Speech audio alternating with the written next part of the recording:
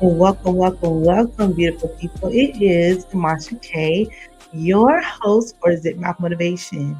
Hey, y'all know I get really excited when I have a guest. So I have a guest now. I want y'all to show her all the love that you show me all the time. Without a doubt, make sure you follow her. She's going to share so much information with you all, some good information, some positive information. And as you know, when you come on my show, you are always a movie star. So treat her like a movie star. Treat her like a movie star. Excuse me, I am still a little bit under the weather, but y'all know how it goes. I'm still coming on to do my show. So we will be back in about 30 seconds.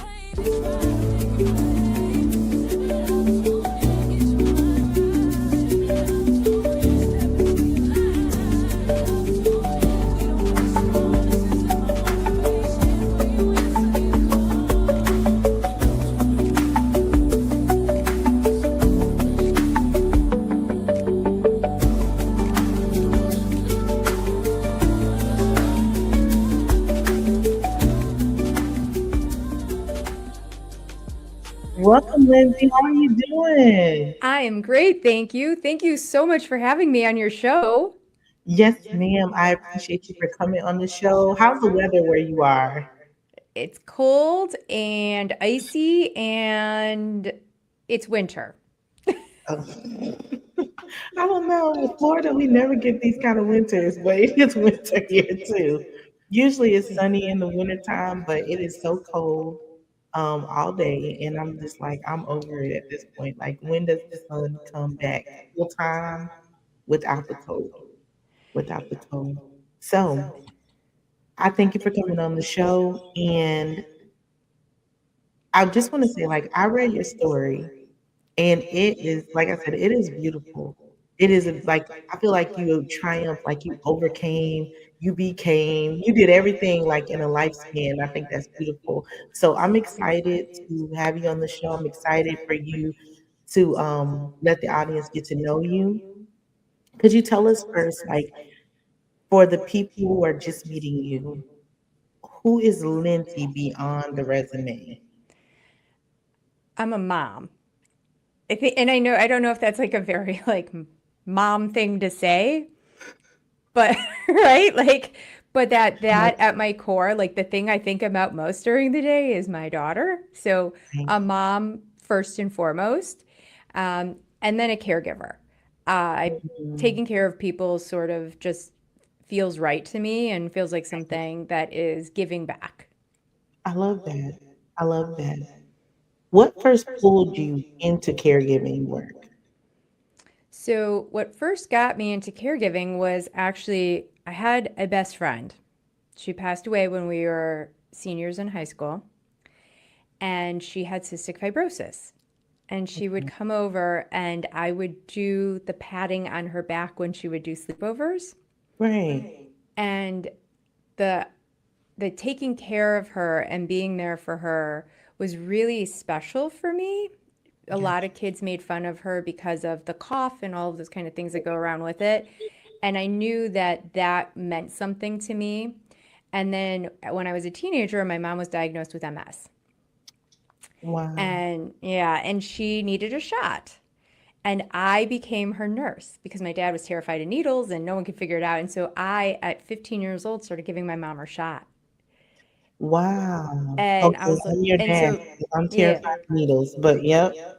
And it resonated with me as like part of who I was. And so right when I got out of high school, I became a caregiver at a memory care.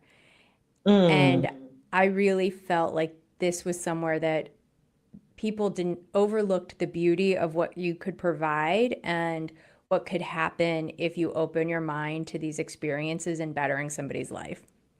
right. I used to work in memory care. Because right out of high school, I was a nursing assistant. So I worked in memory care. I think that was my favorite unit. And although like a lot of people didn't like to work on that unit because it was a locked unit, of course. So you're locked on the unit with the residents. But I don't know. It's just something about them that was different. The conversations were different. Like just taking care of them was different. Just watching them walk around or go from normal to infancy because they would turn into babies, it seemed like at night, where they're looking for teddy bears and they can't sleep without certain things. So that was my favorite part of it. That was my favorite part. I love Did you always see yourself as the helper growing up? absolutely. And it's like a natural role to the point where sometimes I think I take like overkill it because my daughter will like tell me something and all I want to do is fix it. And I have to remind myself that she's not asking me to fix this. She's asking me to listen. And I have Right. to like pull that back. So yeah, my first instinct is like, let's make everything better. Right. Oh, I like. How old is your daughter? She is going to be 16. Oh, you're in Yeah. a teenage phase. Yeah, me Uh-huh. too. I got an 18-year-old and a 15-year-old. So I understand when you say like the first thing that comes to my mind are my boys, very first thing, and then after that, I'm the helper, the everything else. I understand that. When you think of the word caregiver, what does it really mean to you now versus then? I think what's really interesting is I was not just a caregiver, not just family caregiver now, I was a care recipient. Mm, I had an injury and I needed help for almost 2 years. right.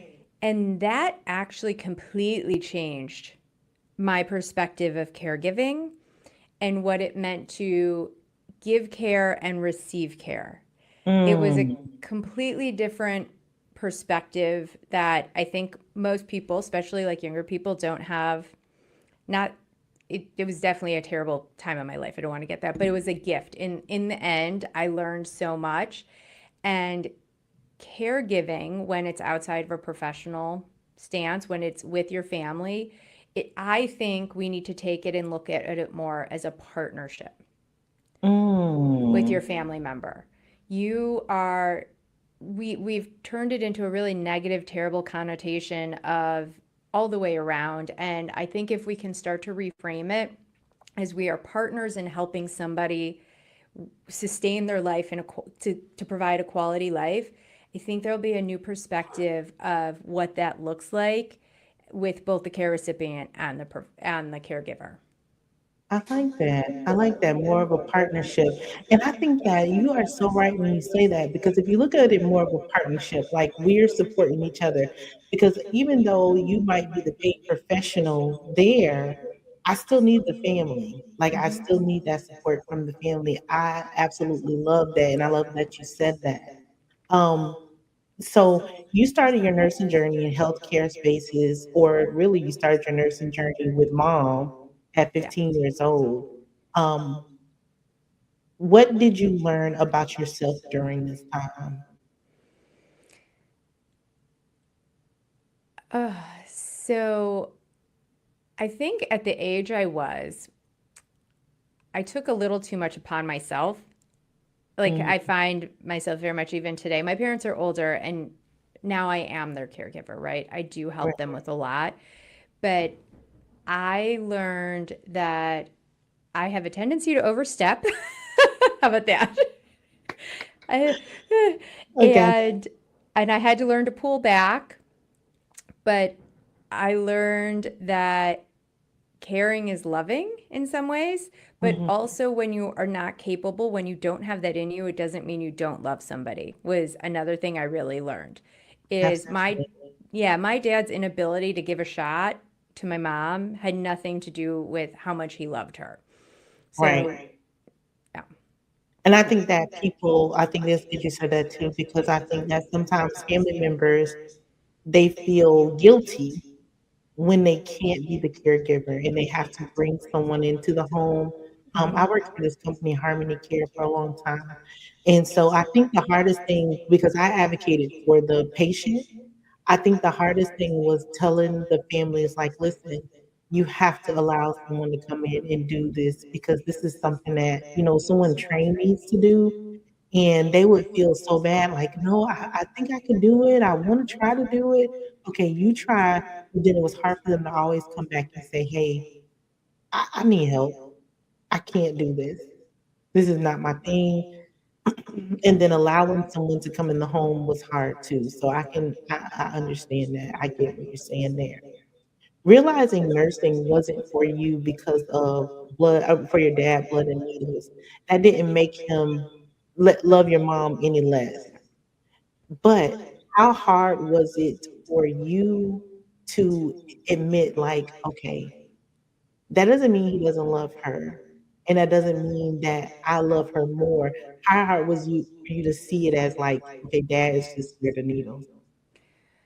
Um, I think I could see that. My dad is terrified of needles even now. He's horrible about blood tests and doing all the things on his own. I think what it did to me was it gave me like an overinflated sense of self, like they need me so much. Right, I got you. I Like, got you. I got look, you. mom relies on me to take, like something bad Hmm. will happen if I'm not here. Right. Yeah, so I was able to see his fear. He was not shy about it, but it definitely gave me some kind of like, look at me, Yeah, I can like, do it. quote unquote, gave you the big head, like, okay, yep, this is me. Yeah. I come in and put on my cape right here. So I love that. Yep, A lot of I'm here to save the day. Right. I like it. I like it. A lot of people stay stuck in their careers that like they don't fit in. What gave you the permission to pivot? So I think just to kind of set that up a little is I thought I was going to be a nurse. And turns out I have a little bit of my dad in me. And what ended up happening is I was doing clinicals and was doing like labor and maternity. And I was there, and this poor mama was getting an epidural. And I thought I was going to pass out. And the mom looked over at me and went, honey, are you okay? In nursing school, right? And Right. I went, I'm probably not meant to be here. What? What you were given? Wait. Yeah. Wait a minute. Hold on. Yeah. Okay. Yeah, so I had gotten that far. So there was a program here in town where you could get like a degree and then go right into a BSN, and that was what my plan was. And it really was this moment. I found myself like trying to take notes during clinicals or like doing stuff, and my hand would shake whenever something would get the least bit gross. Bodily fluids, caregiving, nursing assistant stuff, all great. I could even do the shots. The blood, whoosh, the length of the needle for the epidural. Right. I actually went 15 hours without an epidural when I had my daughter because I was so terrified all those years later. Oh my goodness. Yeah. So I that would was have a, never thought that. See, that's the plot twist right there. I would have that's never the, thought that. that's the plot twist is that so I should have probably said I had to relate to my dad because Right. it turns out I couldn't do it. And I made a pivot to actually starting to write, and then I started a tech project. But I came back to what I loved with my startup that I have now called LTCareNav. Mhm. And I have another startup called CareBloom, where I support the same group of people. I really focus on elder care and supporting caregivers. Right. And it was a beautiful way for me to come back and help on a more grand scale Right. and not to have to ever see blood. There you go. Okay, see, that is definitely a plot twist because you go like you're younger and you're thinking like, okay, I can give shots, I can do this. Yeah, I'm Yeah. gonna be a nurse for sure. And then you see something that was not what you normally see, and you're like, yep, nope, I'm not doing this. Like, no, y'all can do this yourself. I'm not. No, okay. Yep. So after your daughter was born, you experienced a serious injury. It left you dependent on others. What was that season like mentally? It was terrible. Mm, Um, and I knew something was wrong the second she was born. And I got out of bed. I mean, you've had two children, you know, they like get you out of bed. And I right. stood up and my leg didn't work. And my Oh, first, yeah, right? My right leg totally didn't work. And every time I stepped down, like besides giving out, I felt like this pain that radiated up into my body. And I was like, there's something wrong. But here's my first thought. It must be that epidural. Was it was the epidural. had to be the epidural. I knew I shouldn't have gotten that. Right. Well, it turns out I had something called pudendal nerve entrapment. Mm. It's pretty rare. It's the second most painful nerve in your body to have something happen to. The first is runs through your ear and the side of your jaw, and I can't remember what it's called. And it changed everything. I went home and I couldn't hold my daughter. I couldn't walk. I couldn't drive. Everything that just like was taken away in an instant. Right. And so with that and the hormones, it was a really bad time. Mm-hmm. And I look back on some person that I remember the experience, but it's almost like I don't recognize that person who was there. Right. And it took me a long time to get to a point where I could graciously accept help Right. and move on from that experience and share it. And Mm-hmm. I've only recently started sharing it. I've had some people tell me this is something that will help people to Right. understand you can move on and there's something after it. My husband at the time left because of it. Wow. So it was definitely like a life-changing experience that moved me to a place that I never knew I would be or proved to me what I could get through that I never thought I could. Absolutely. Absolutely. Um, what was harder, the physical pain or the losing the independence? I would probably say the losing the independence because it was also at a time that I had a brand new baby and all you think about is like a mom or a parent, anyone, right? As a parent, you have this baby and it is your job to protect and take care of. And I couldn't get up the steps to put her to bed at night. Oh. And I couldn't get her up in the morning. Mm-hmm. And I couldn't hold her. I could like hold her when I was sitting down, but I couldn't. I had somebody who came in as a caregiver and worked caregiver kind of nanny thing. And when Right. she would cry, I would have to hand her over so she could bounce the baby. So I lost that independence, but in a completely different way than I could have. Like, I think it's a little different than when people age and lose independence. I Right. lost it completely, and that opportunity to be the like soul, this is my baby. I will do everything. Right. Right. Or Yeah. even just that, how was the bonding between you and your daughter? How do you think it was during that time? So the one nice thing is I did have nice help. I couldn't do the things where I would go get her, but they brought her to me. Okay. And so I think because I couldn't work, I couldn't go anywhere. I had a lot of like, especially the early, I just like, just lay with me, right? So we did a lot of laying together. So I got a lot of like cuddle time. And she's still super duper cuddly. She'd be bad if I told people that, but she still will come and lay like right on my chest and be like, Right. That's your girl. that's That's my your girl. girl. Did you ever struggle with guilt or feeling like you were a burden to people during this process? Yes. Mm. And I think in general, as I said, I'm a fixer and a doer and a helper and I do everything and I don't like anyone doing anything. So that alone was like a mind shift of like, now I can't do all of these things that I normally do, but Mhm. I still want the things done. And how do I balance that? Um, and then my husband made me feel like a burden, my ex-husband. Right.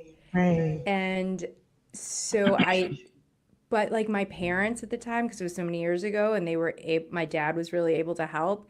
Right. I could see the love and he took me to my appointments and he sat with me. I ended up having to do ketamine infusions. It was a really messy time. And my Right. dad sat with me and I know that that is where he wanted to be and not snapping at him because I needed him and that appreciation that I knew he'd be there. And I think sometimes it goes both ways, caregiving and care recipient. Right. And open dialogue is important. And my dad was really good about talking to me about, like, I see you're frustrated. Right. I Yeah. love that. I love that. How did your mindset change during these 2 years? Um, I I think the big thing was, everyone has like a woe is me moment. And I was Mhm. never really a woe is me kind of person. Right. And I definitely got there, Mm. right? I Which is felt human. Yeah, I got like, oh, this is horrible. This is never gonna, the doctor told me it wasn't gonna get better. And then after I was able to get through like the first year of like, this is woe is me, right? It then became, well, now I need to fix it. So I was able to get past that to like, well, I would fix it if it was someone else. Why am I not fixing it for me? Mm. And I actually did a ton of research and was able to find a doctor who fixed Who fixed it? 92% fixed it. Okay, we'll take 92. We'll I'm take right. It's an 90%. A. Right. I was gonna say that's an A. Totally.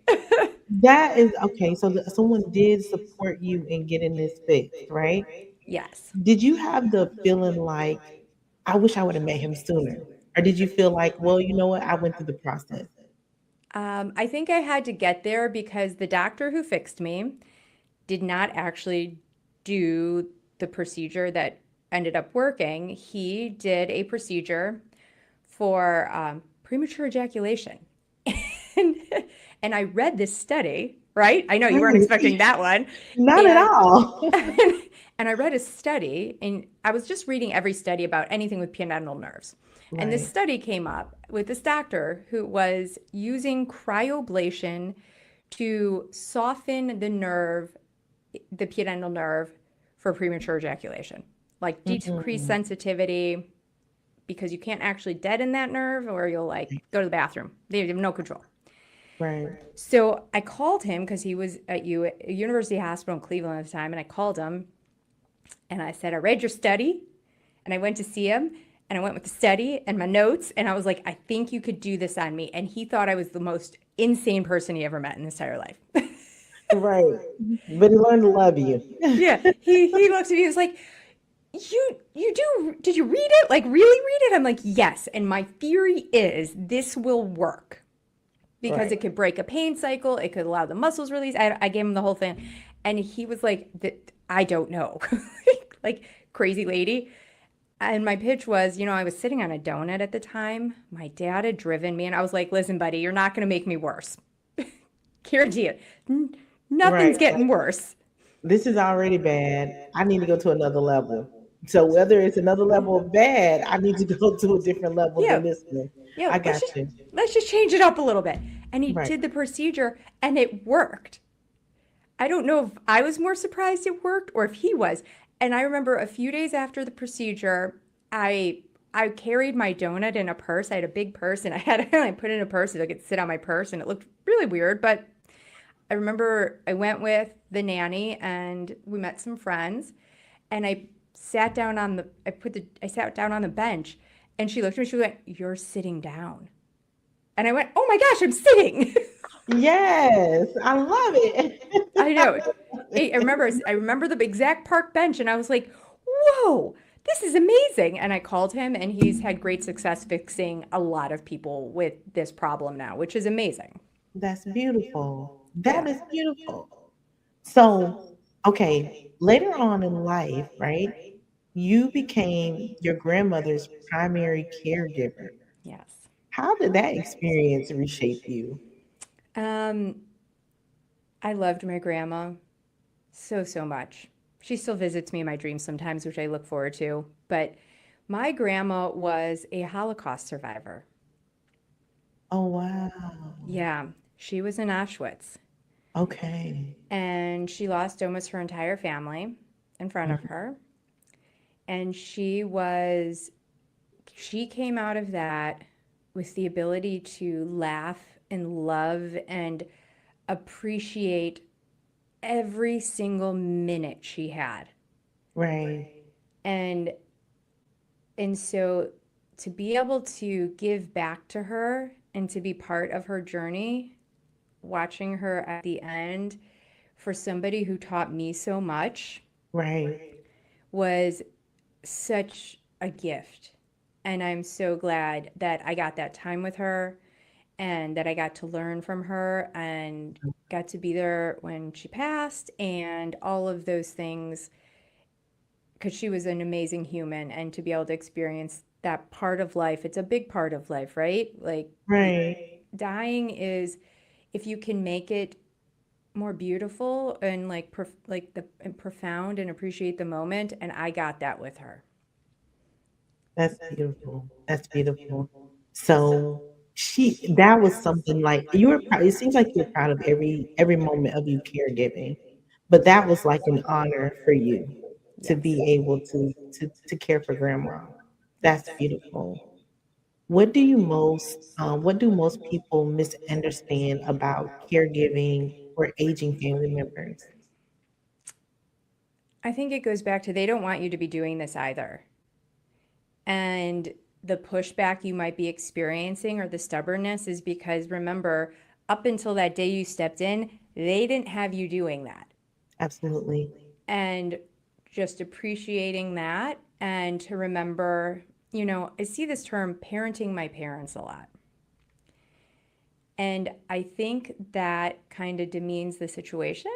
Mm, We aren't parenting our parents and looking at it again as a partnership and working together to pick up the pieces instead of trying to parent. I picture parenting as like the things I got to miss out on, right? Getting out right, of bed. It's full control. There should be no full control in caregiving.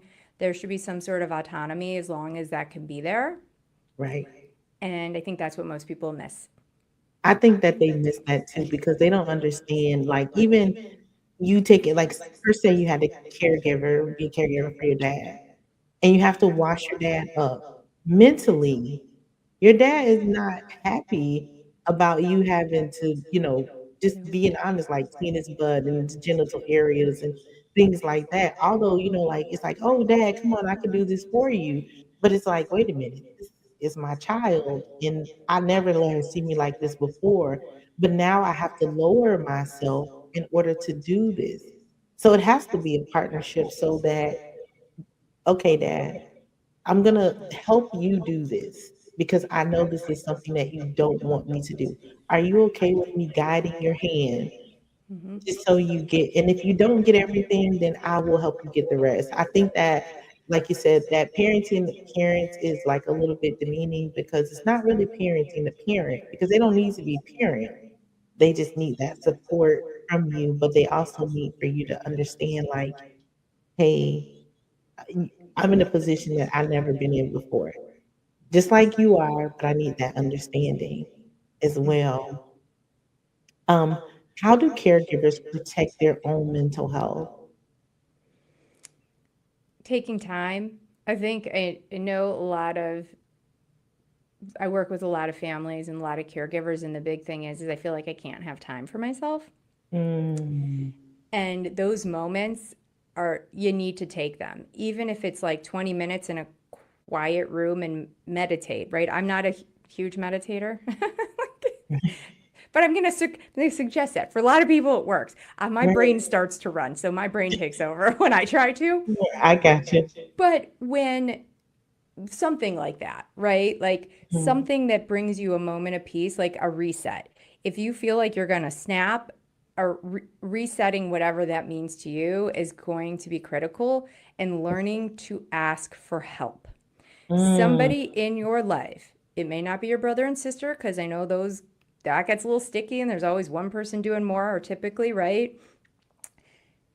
But somebody, you have somebody who cares enough about you to give you a half hour, and it is okay to say, I need help. right, right. Definitely that. What are some signs that tell someone they're heading towards caregiver burnout? I think snapping at your loved one is a big one. Yeah. I think When, yeah, right? When everything they do is annoying you and you're snapping, and, or if you're getting sick. I think that's another big thing is like, if you're getting sick and you can feel yourself getting like a cold or that, that is most likely caused. So those would be like the emotional piece would be the snapping and breaking down on how you feel you're working and communicating. And then physically, you really have to watch out for that, because once your body wears down and you're not sleeping, because nighttime happens too, and some right. caregiving doesn't stop. So making sure when you start to feel run down, like you're not feeling good, you got to take a pause, or you could get knocked out pretty like for good. Mm, right, absolutely. So we're going to shift a little bit because I want to make sure that I wanted to spend time like getting to know you and letting the audience get to know you and just the background. But now I want to jump into the Care Bloom plus the LT Care Nav. At what moment did you realize this isn't just a story? This is a problem that needs a solution. So I think I had a really good understanding of being in memory care and working as a nursing assistant, as you probably saw too. There are people who do not provide the quality of care that they should, right? Hmm. Caregivers, paid caregivers are underappreciated. They are underpaid. They do not get the respect and the appreciation, right? So sometimes after years of burnout, right, they get burned out. They're not Right. giving the care that they deserve. Plus, a lot of places hire people who aren't technically caregivers. True And story. and so I saw a lot of that, and um, and knew that there needed to be a way to kind of monitor this.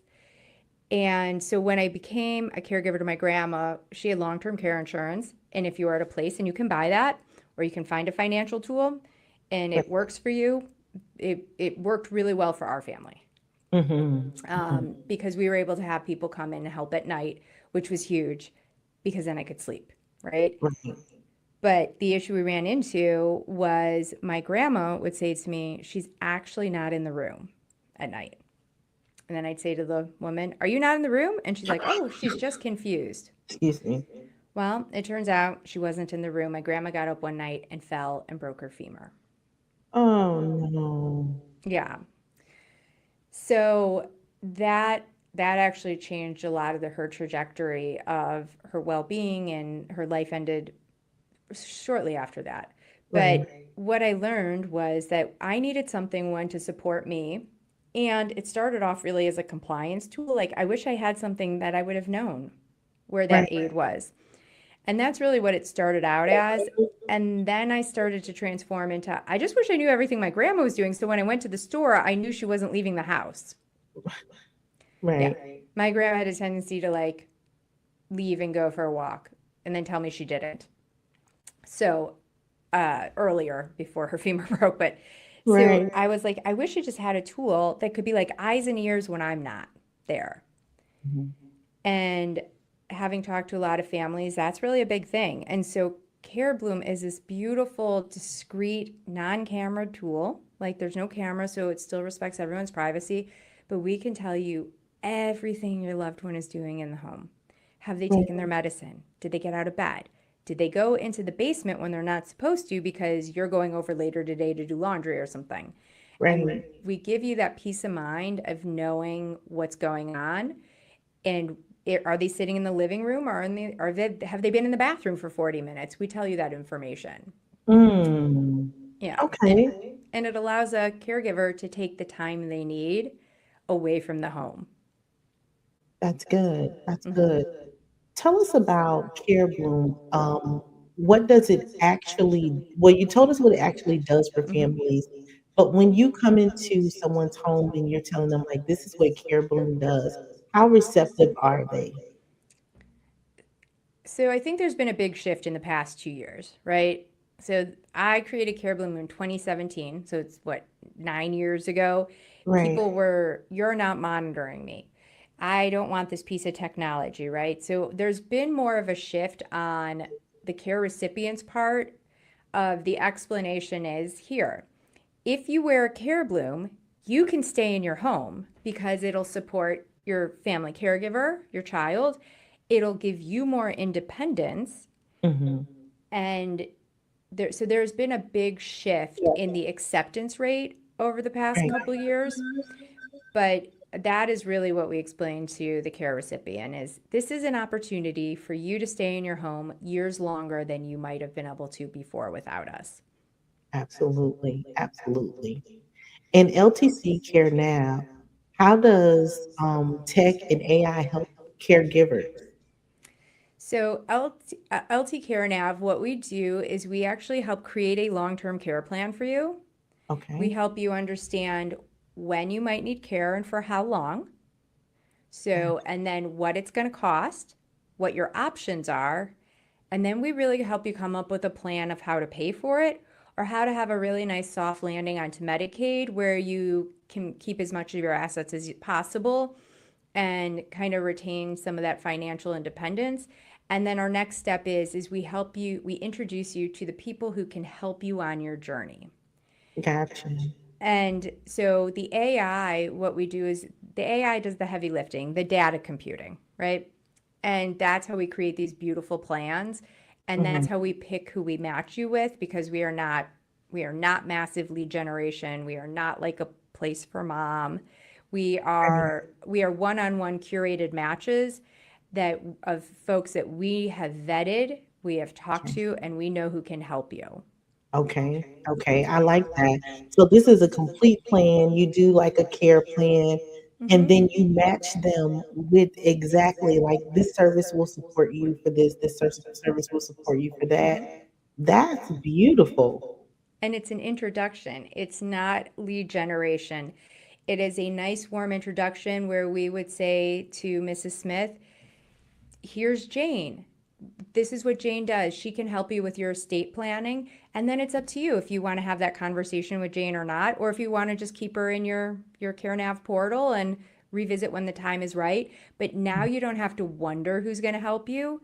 They're all available to you when you're ready to reach out. And it makes it really nice. So there's no in crisis mode. You don't have to call 10 people to figure out Who who's going to can help support you, you? right? They're all right there. I like that, and I was gonna say that kinda cuts I did case management for many, many years, and I promise you, it is so frustrating when you call resources and they're like, "Oh, we're no longer doing that," or, "Oh, no, we don't provide that resource." "Oh, well, let me see who does that," and then they never call you back. So you're never able Mhm. to support your patient or your client or anything, and so what you're doing is you're basically cutting all of that out. Listen, we already set you up a plan and you have the freedom to contact these people when you want to contact them. If you feel you need this service, it's in the portal right there Mhm. for you to just reach out. Yep. Now, this is AI, new technology, and now we're talking about older people who don't use computers, who are not that savvy. What is your workaround for that? So, one, we found that it's mostly the adult children who are filling this out. We live in a society as of right now that are not actively thinking about long term care, right? So, long term care is thought about when there's a crisis and mom needs something, right? So, that's just where we're living right now. My hope is that through our activism work, we really teach people about the importance of this. Right. Care is getting more expensive. The caregiver deficit is going to be profound when we're older, right? We Mhm. will not be able to find people to care for us. Absolutely. And trying to think about what that looks like for ourselves to alleviate the burden on our children is going to become a critical part of aging. I feel like it's going to have to be like home economics. Remember when, like, I don't think they have it anymore in school, but like Yeah. back in the day when we had home economics, we should have like long-term care economics, like what that looks like for people. Right. Um, and so most of it is for adult children.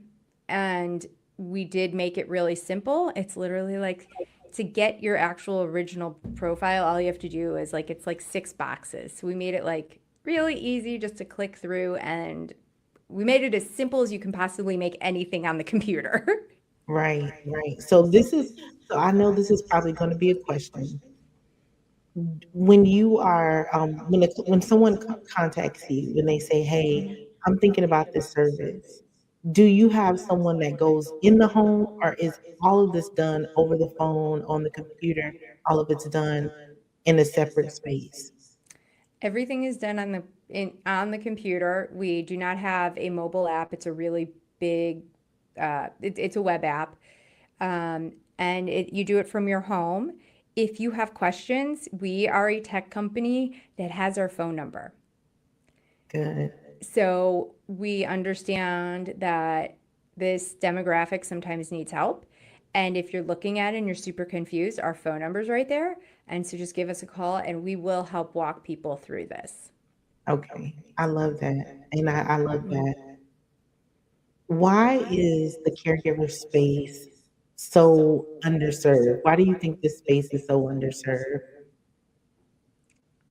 So I think when it comes to professional caregivers, I think the shortage comes from the way they're treated, Mm, right? The somehow they've become unskilled labor. They are paid very low wages, and it's a shame because it's probably the most needed profession there is, right? We're all going to need it. at some Um, point, right. yeah, so I think the caregivers in that way are underserved. I think caregivers as family caregivers, it comes back to the same thing. You know, we don't appreciate how hard it is to care. Like, Mm, and so I think people also, the family caregivers sort of suffer in silence. I can understand that Yeah. they kind of do. I think that this would support them. I mean, both of these. I think that is first. I think it's amazing that you took two different systems and you kind of like I'm bringing them together. They're like sister and brother because Care Bloom gives you like this, this avenue to see, and you can stay in your home. But even if you stay in your home, your daughter can see, and then whereas LT Care Nav gives you that support with resources and support where it's like I have all this information in the portal. I don't have to call around 1,000 resources to find this resource. I have this already in the portal, and I can use that resource. Was it scary launching this business rooted in something like so personal? Was that a scary move? Um, I think CareBloom was really scary because it's a tangible product, right? And there's a lot of moving pieces. And when I started out, I didn't really know anything about hardware. Like, I didn't know what I was doing. Right, right, I brought on a lot of people who did, and I have somebody who my CTO has been with me since day one, and he's an engineer, and he did know. But there was a lot of scary moments of, are we going to get this to work? Our big thing is we do precise indoor human location, which is why we're able to so tell you a lot about a person and where they're moving to. I know if they're sitting on the toilet or if they're by the sink, and that right. is a really hard problem to solve. Absolutely. And even with technology as it is today, and making it cost effective was a big thing. So there's ways Mhm. of doing it. If you do like $2,000 a room for a setup, and I wanted to get it to be really cost effective for a family. Right. And there were early on lots of like, ooh, we might not be able to make this work. It's going to be too expensive. But Mm. luckily, I have an amazing partner, and he stuck by me, and he kept we, trial after trial. Andy is amazing. So, I love that. So you and Andy got it done and it's yeah, cost effective. What did your first setup failure teach you? that you're going to fail, like, let's not say fail. You're going to fall down a lot. Okay. And when you fall down, the key is to get back up. Absolutely. Yeah, brush it off, patch it up, and get back up, because if you don't, if you let it keep you down, you don't know what you're able to accomplish. Absolutely. Absolutely. What mindsets that helped you say, I'm going to try this again? I'm going to do this again. I didn't, the price isn't right. I'm, I'm going to do it again though. Um, so I didn't jump right into I'll do it again after that. After like Right. because I did have the startups that failed. I did not jump right. I went, I'm never going to do this again. Right. I'm really, really bad at Normal. this. That's normal. It's human. Yeah, that was my initial response. Right. And so I actually had a big, like a time gap between jumping back into it again. So my first two startups were in different spaces that I didn't know well enough and I wasn't passionate about. Mhm. And so they failed. And I was like, I'm bad at this. We're done. And what actually got me back into it again was my grandma and seeing a need so profoundly. And trust me, there were days early on in our development and iteration that I was like, no, you were bad at this. Why did you do this again? Which is normal. Like it's almost like people who are thinkers and creators, we are gluttons for punishment because it's like, that didn't work, but I'm gonna do it again. I saw another way I could do it. Yeah. That didn't work. I got another rerouting of it, so this one's gonna work until the one works. But that's what makes this such a great product, though, is because you didn't give up on it. I think this is a wonderful product. I think that this would work for a lot of people's homes if people knew like this was out here, because some people don't know this is out here. So I'm so glad that you going around doing different shows and just getting the information out there. That is beautiful. Yep. And we really do. Like my goal is to help families. Hmm. It is so hard, and to have somebody in your corner. I'm in your corner. Like Right. truly. I I've been there, and I really do want to make this better for both our seniors and for the Mm, journey for families, and keep people together and keep that relationship intact. It's really important to me. right. That's true. And so we're dwindling it down to our hour. And so I still want to make sure that I've displayed everything that is necessary that you want to get out there in the world.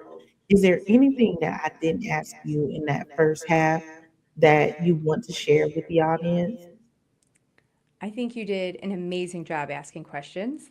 Thank you. And all I will leave everyone with from my end is that having a plan will improve the end of your life, because we're all going to get to the end in such an impactful way. And you deserve care. Oh, Your children deserve to stay your children and to have peace of mind. right. And so I would just really uh, implore people to take that step into planning their long term care. And we are here to help. And I am here to help. So you can also just reach out to me on LinkedIn or my email, because that's what we want to do. We want to help you.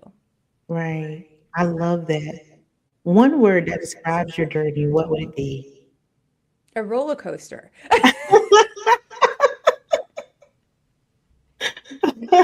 Right. I got you. Yeah. One word, I said one word, you said roller coaster. That's it. I understand. But see, at the end of the roller coaster, after you go on all those things, you go down smoothly, and it kind of Right. just it stops right there and it's good. Now you're like, I can breathe now. I'm done holding on to stuff and my adrenaline's coming down. Something you wish someone told you earlier. That you'll face hard things, and Mm, that you can do hard things. Right? I tell my daughter that a lot. You can do hard things. mhm. And the harder it is, and the more you have to push through it, the more you're going to learn and the more you're going to grow. Wow, I love that. And I tell my sons all the time, like, you can do hard things. Mhm. Sometimes it takes you a minute because that fear is in you. But I always tell them, like, listen, push past the fear and just make the move. Even if you mess up, you still did it. A win is a win. It Yeah. doesn't matter. A win is a win. Um, and then a myth about caregiving you want to break. That it's always pouring from your empty cup. I feel like people believe, like, I am caring and I'm giving you all of this service, right? Mhm. But if you open your mind to it, there's something you can get in return. Yeah. That is my biggest teaching piece. I was just on live earlier telling people that when you're giving, you should be receiving. It doesn't have to be the same thing that you're giving, but you should be receiving something. Something. There should be some kind of energy exchange and the good energy to make that a good service for both of you. So I love that you said that. And my closing question, or well, this is my second to last closing question, but if if there's a woman out there listening right now and feels overwhelmed, or if there's a family out there that feels overwhelmed, exhausted, and unseen, what would you tell them directly? Take a minute for yourself Mm, and do that as soon as possible. I know it seems like there's not a moment. Make the phone call, get the help, and take a moment for yourself and come back with a fresh perspective. You might have to take 2 moments, but do that. or three. Yeah. Right. Or three. So here on Zipmouth Motivation, I always ask a question, and you can take your time and think about it, but I always ask this question: what is something that you could leave the audience with that helps you get to the next level, or just a quote that sticks with you most of the time? There's and I'm not going to remember the quote, but there's a quote about like like 90% grit, like the grit over skill is key. If you have grit inside you, you will succeed. The best runner with no motivation and no grit inside them is not going to get as far as somebody who has that deep down drive. So find the thing that makes you have that drive and hang on to it. Absolutely, absolutely. Again, Lindsay, I thank you for coming on the Zip Mouth Motivation Show. I appreciate your time, your energy. I love what you're doing. I absolutely love this, like with my whole heart. I think it's so important. Maybe because I've worked in caregiving and I've been a caregiver for a family member, and it's hard. And thank you for sharing that piece with about your grandma with us. That is really special and very special to me as well. So, anything else? Anybody you want to shout out? Anyone? Like I know you talked about Andy. So, with Andy, how you doing? Thank you for keeping her going. So, anything else that you want to share with us before we get out of this space? Um, no, I want to thank you, and I want to thank your listeners, and I want to thank every person out there who is a caregiver. Just remember you're doing beautiful work, and to take the moment for yourself and to really truly care for you as too. Absolutely. Absolutely. Well, you guys, this is the Our Motivation Show, Demasha K. Thank you again, Lindsay, for being on the show. And everybody else, as usual, I love you. I respect you. Thank you for tuning in. Thank you for sharing. And big thank you to everybody. I don't know how the heck I got 15K likes in a 2 week span, but I did. I don't know where I'm trying to find out where the 15, maybe they were just on every video, but I appreciate you all for supporting, for liking, listening. And please look for Lindsay's show to be aired next week. It will be aired live. The pre recorded live will be aired on YouTube, will be on 101.5 Fluent Media. And you can always find the show on every podcast platform: Spotify, Apple, iHeartRadio. You'll be able to find the show for the duration.